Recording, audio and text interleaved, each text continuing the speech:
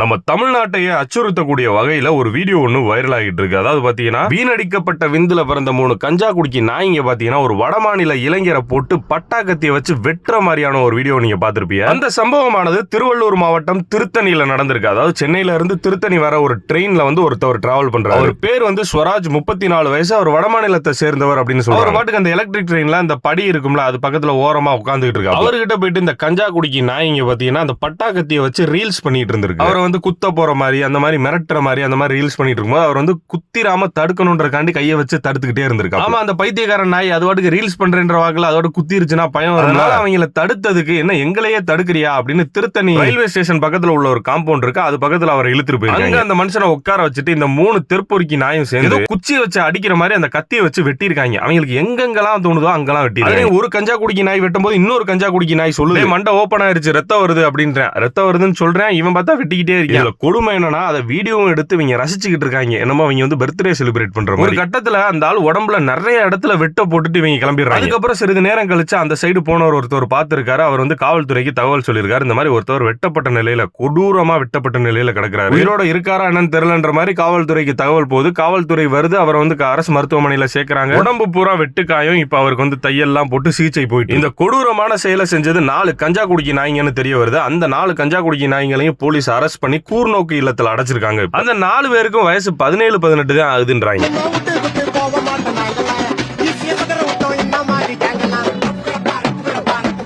இந்த கஞ்சா குடிக்கி நாய்ங்க இப்படி ஆகுறதுக்கு, அந்த ரீல்ஸ் போடுறதுக்கு, அந்த பாட்டோட லிரிக்ஸ் எல்லாம் கேட்டீங்களா? நாங்க விட்டு போக மாட்டோம், பிசிய செதற விட்டோம், குத்திடுவோம், வெட்டிடுவோம், முகர மயிரப்பாரு, பாட்டு மயிரும் ஆளுமை. முதல்ல அந்த குட்டி குஞ்சாங்களை தூண்டி விடுற மாதிரியான பாட்டுகள் எழுதுறாங்க அவருங்க கஞ்சா குடிக்க. அவங்கள முதல்ல அரெஸ்ட் பண்ணி எல்லாம் அவங்கள அப்படியே தூண்டி விட்டு, நம்மளா யார் தெரியுமா புள்ளிங்க அப்படி இப்படி நம்மளாம் ஒண்ணுமே அப்படின்ற மாதிரி தூண்டி விட்டு, இதே மனநிலையில இவங்களோட அதிகபட்ச போதையான அந்த கஞ்சாவை அடிச்சு கடமை தெரியாம கலைக்காம பிறந்த அந்த கபோதிங்க நாட்டுக்குள்ள இந்த மாதிரியான நாச வேலைகளை செஞ்சுட்டு இருக்காங்க. ஒரு பக்கம் இருக்கட்டும், இவங்களுக்கு முதல்ல கஞ்சா எப்படி அந்த ரூட் காசையும் பிடிக்கணும்ல. இன்னைக்கு இந்த 4 நாய், நாளைக்கு எத்தனை 4 நாய் இந்த மாதிரி உருவாகி நிக்கும், எத்தனை பேரை வெட்டும். போலீஸ் இவங்களை அரெஸ்ட் பண்ணி கூர்நோக்கு இல்லத்துல அடைச்சிருக்காங்க. ஏன்னா இவங்களுக்கு 17 வயசுதான் ஆகுது அப்படின்றதுனால. அது என்ன மாதிரியான இல்லம்னா சிறுவர்கள் சீரமைப்பு, மனநல சீர்திருத்தம், குற்றவாளிகளை கூர்ந்து கண்காணிக்கிறாங்க. ஆனா எனக்கு தெரிஞ்சு இவங்க எல்லாம் வந்து சிறுவர்களையும் வரமாட்டாங்க, மனநலம் பாதிக்கப்பட்டதுலயும் வரமாட்டாங்க. எப்படி கேட்டகரினா இந்த திருநாய்கள் தெரியும்ல, அதாவது வெறி பிடிச்சி தெரியுமா, அது கடிச்சுன்னா நம்மளுக்கு ராபிஸ் தொற்று வந்து நம்மளாலே பிழைக்க முடியாது, அந்த மாதிரியான இனங்க இவங்க. இவங்க எல்லாம் கிருமிங்க, விஷ ஊசியை போட்டு கொல்லுங்க.